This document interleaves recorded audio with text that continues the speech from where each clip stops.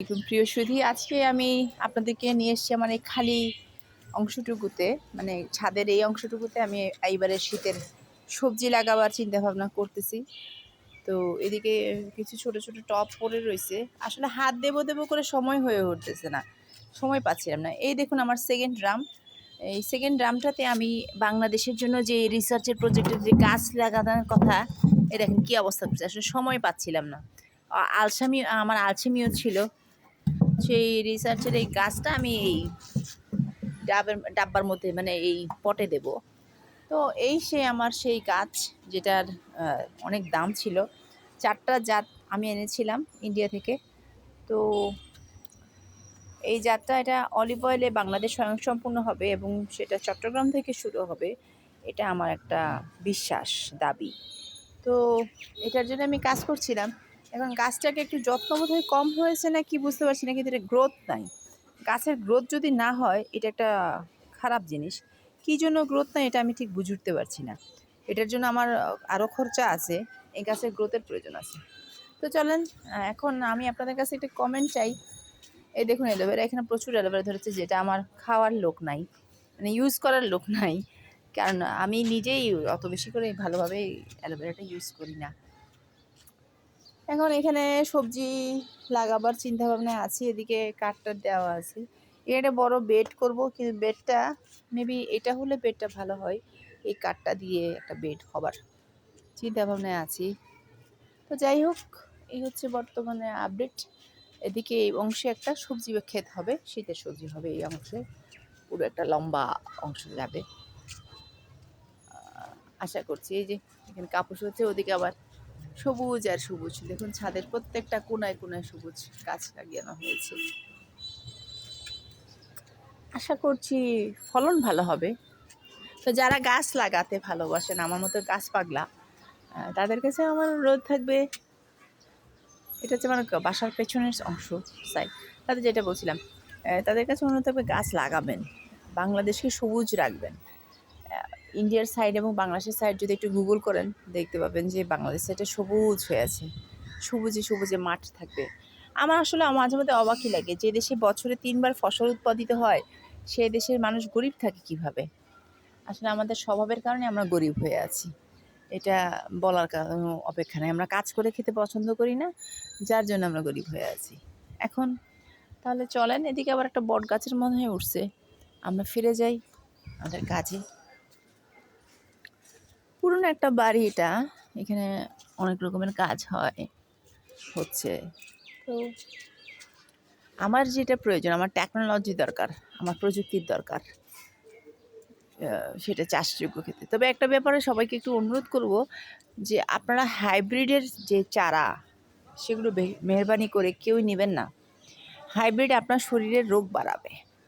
হাইব্রিডের তরকারি, হাইব্রিডের মাছ, হাইব্রিডের মাংস, এগুলো আপনারা দেখে নেবেন, বুঝে নেবেন। এবং সহজ সমাধান হচ্ছে, যদি সম্ভব হয় আপনারা নিজেদের বাড়িতে আমার মতো ছাদ বাগানি হবেন, একটু পাগলামি করবেন, যাতে করে শারীরিকভাবে আপনি সুস্থ থাকেন।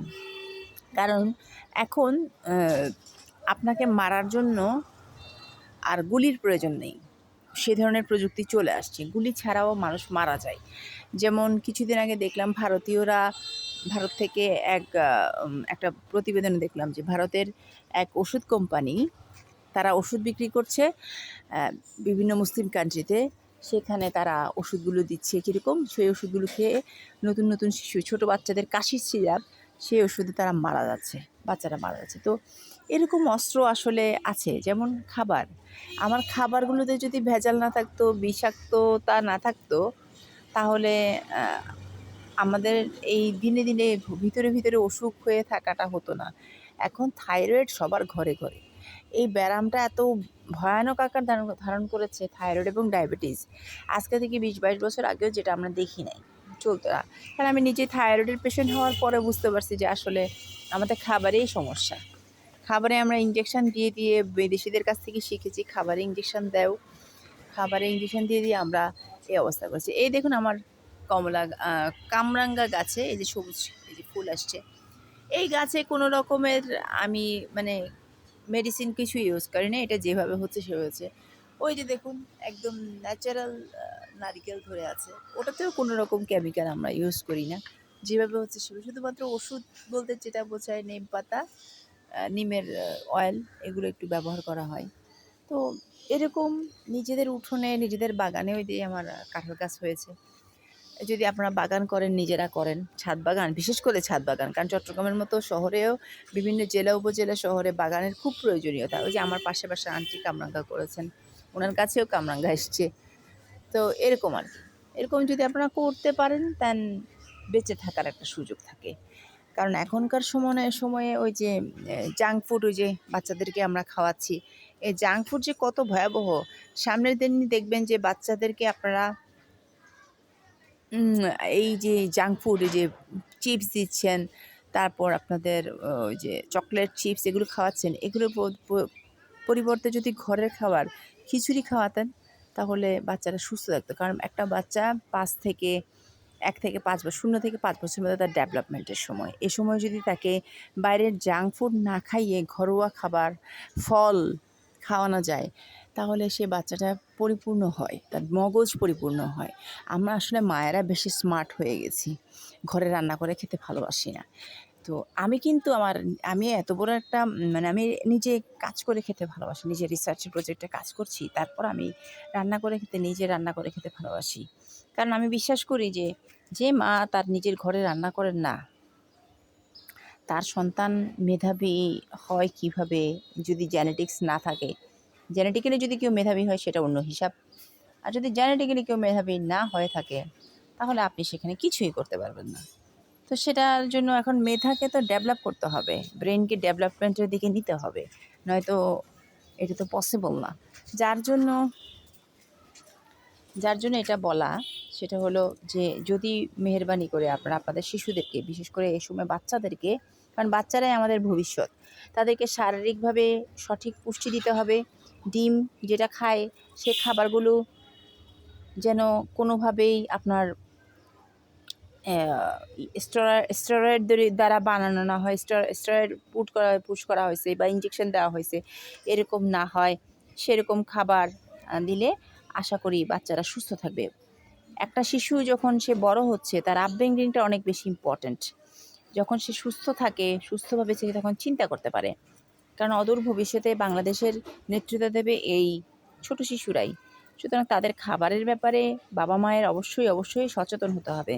কারণ আমাদের এখন নেক্সট জেনারেশনে যেটা আসতেছে, যেটা পলিসি, ইহুদি পলিসি, সেটা হচ্ছে নতুন প্রজন্মের শিশুদেরকে হত্যা করো। কিভাবে?